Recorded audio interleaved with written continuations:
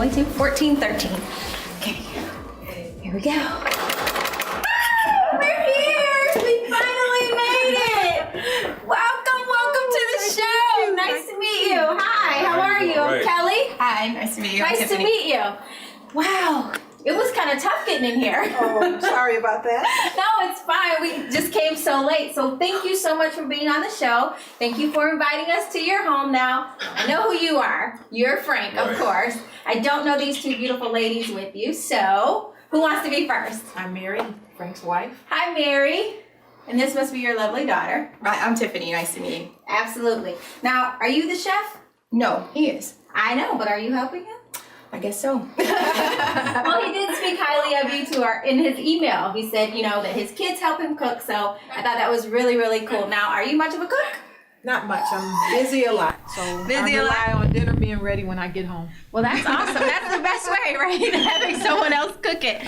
So let's sit down and talk a little bit about you guys. Is there somewhere we can sit and chat? Sure. Great. Welcome to the Average Joe Cooking Show. I'm your host, Kelly Scott, and I'm here with our next Average Joe family, the Fultz, and we're so happy to be here. They've been so gracious enough to welcome us into their home. So tell us a little bit about what your average day is like. Well, I volunteer at the soup kitchen Okay. on occasion, and I do a lot of volunteer photography. So you're busy. I'm busy. You're busy. How about you, Frank? Well, I'm retired. I don't do too much. But I help, That's why you get stuck with cooking every day, I right? have a nephew that has MS, so I spend a lot of time with him, helping him. Oh, okay. Okay. And you, Miss Tiffany? I'm a nurse. Okay, Yep. so you're busy. Yes. So how often do you cook? Or do you just come over to eat? I usually come over to eat. I might help every now. I might do grocery shopping. We went grocery shopping yesterday together. So. Okay. Well, that's awesome. This is a great looking family, you guys. If we could all be average Joes like this would be awesome. Now, who does most of the cooking all the time? Is it just you, Frank? Mainly. Okay, so the dish that you're making for us today, how much input did they have? The kids had quite a bit, 'cause I was trying to make a soup, and they just kept telling me, you know, add this, do that, stuff that they like to put in it. So they had quite a bit of input to it. Okay, so it's grown from being a soup, which, just so you guys know, he wants to cook a fabulous potato soup, right? But it's kind of turned into, what would you say, a chowder Like now? a chowder, yes. Isn't it funny how kids can add those kind of things to what you're already doing? So that's great. So Frank, tell me a little bit about what you do. Well, I'm a retired fireman, Okay. and I have a nephew that has MS, and I spend a lot of time with him during the week, you know, during the day before she gets home. I have to cook. Okay. So, but basically that's about it. Now, how long were you a fireman? 25 years. Wow, that's a long time. Now I can only imagine what that job was like. Why don't you tell us a little bit about what your day was like as a firefighter? I think we're all interested in our civil servants and what they do. Well, I ran at Engine 37 in Southwest Detroit, where I retired from. It was pretty busy. So like a regular day, you might have maybe 3 or 4 good fires. Really? Maybe about 5 or 6 runs a day, yeah. Wow. That seems like a lot to me. It is a lot. The city, where you have certain pockets, and it's like you have what they call rest camps, where some parts of the city don't have as many fires, but basically have certain areas where they have more fires than others. And I was in one of the locations where they had a bunch of fires. Tell us a little bit about this potato soup that I'm dying to taste. Well, basically, it's like I said, it was supposed to be a potato soup. But then, like I said, my kids started adding more stuff to it, so it became like a chowder. It's got corn, peas, string beans, carrots. You know, it's almost like a potato vegetable soup. Right. You know, so and then it has like cream or like pet milk and more. You know, so it's like it's a pretty good soup. I like. Okay. Well, I don't know about you guys, but I know all this talk about this wonderful potato soup has made me absolutely hungry, and I cannot wait to get started on it. So, you guys ready to head to the kitchen? Yes, we are. Okay, great. Well, while we head to the kitchen, we're going to take a break and we'll meet you back in the kitchen.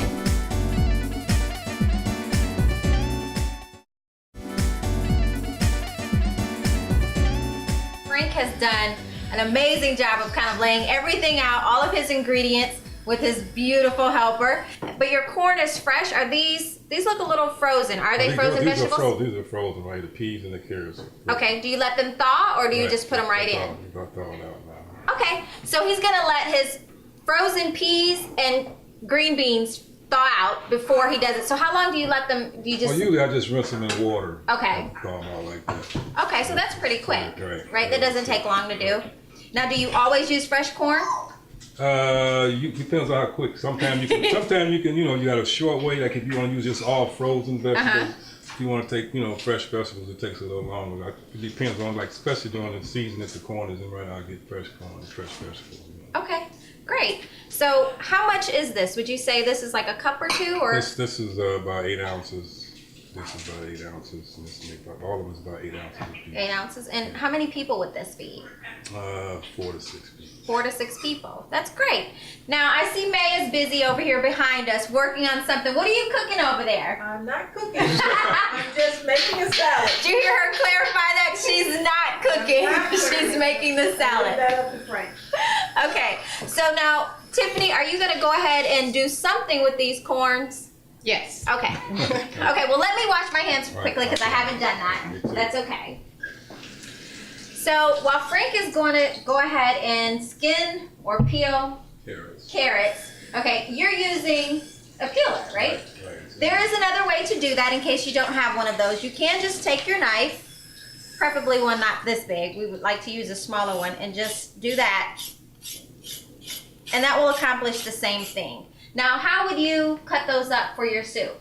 Just maybe 1/8 of an inch thick, just dice it. Oh, okay. So it's like that. Well, I can do that. Right. Like that, right? Right. Okay, so these have already been rinsed, and we're just gonna cut them like this for a soup. And while Frank finishes those over there, Tiffany, what are you doing with the corn? What I'm doing actually is cutting the corn off the cob. If you choose to use fresh corn, that's what you're gonna have to do.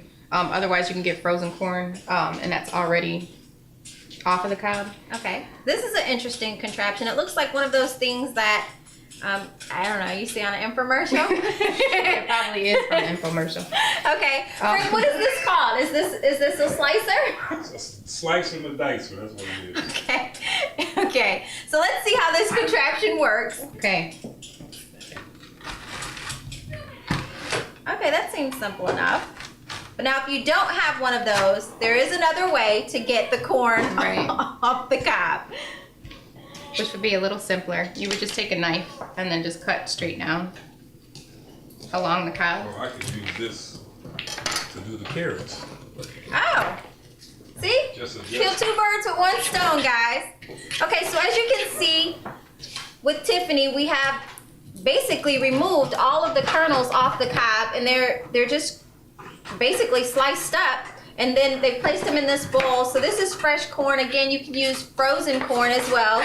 And Frank just said he normally, if he used frozen corn, he would just soak it in water for just a little bit and then put it right into the soup. So we've got about 8 ounces of corn here, the 8 ounces of peas, and then the 8 ounces of the frozen green beans. And then it looks like we have, I don't know, maybe like 8 potatoes, small potatoes over here. And then place those in water to bring that to a boil. Now we're gonna go ahead and get all of this kind of put together and get everything rinsed off, and we'll be right back.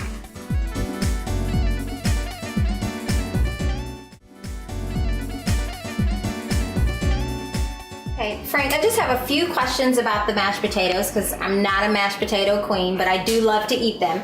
So now, would you let the mashed potatoes, the actual potatoes, cool before you mix them, or? No, as soon as I get through mixing it up, I just pour it right, stick it right. Pour it right in. Right. Okay, so while the potatoes are warm, you want to mash them. Now I noticed that you're using a blender. I don't actually use one of those. Do you find that the consistency is better rather than just with the masher? Right, I can watch it better with this one. I can adjust the milk, how much milk I need to put in there. You get to the sizzle, you can see it better this way when I use this. Okay, well why don't you go ahead and start mixing them up so we can take a look at what the actual consistency is and how often he adds milk to them, because I think that's going to be a crucial point to help you with the consistency, right? Right.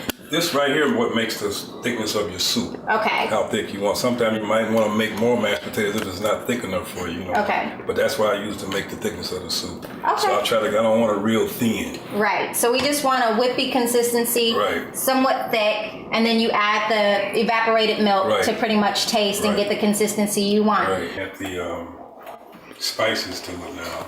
Okay, if you didn't have more potatoes, could you add like a little bit of cornstarch or maybe flour to thicken it up a little bit?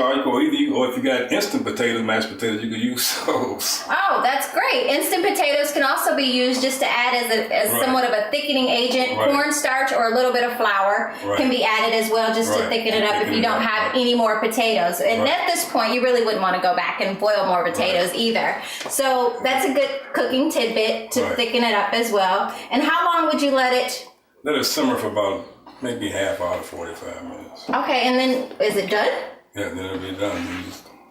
Oh, that's quick and simple enough. And I mean, really, at this point, you just want to add some seasonings to taste. That's right. Okay.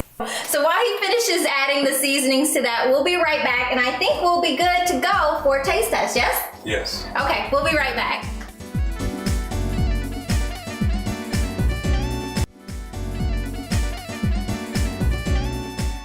Welcome back. I think we are officially ready to taste this delicious meal. Are you guys ready?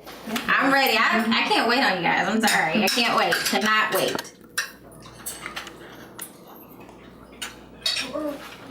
Wow.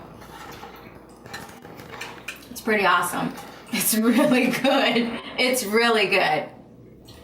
It's really good. I can taste the fresh corn for sure. Immediately. And the potato, I actually just had a bite of potato, yes? We had some in there that were left in chunks as well. The fresh carrots, it's absolutely delicious. This is a 2 forks up for sure. You guys agree? We agree. We agree, okay. We need to pass some more stuff around because I am absolutely starving. Pass me the garlic bread. I want some chicken and some soup.